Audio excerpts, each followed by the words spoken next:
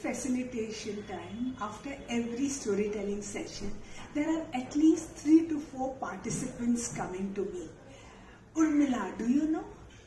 I wouldn't have reacted that violently, or he really brought the evil out of me, the worst out of me. It was my boss, it was my teammate, it was my team manager, it was my leader. The list goes on.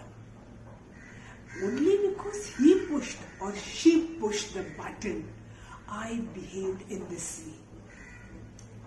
I want to ask A, why do you have so many buttons? B, in case if you have button, why do you give control to someone else to push your button?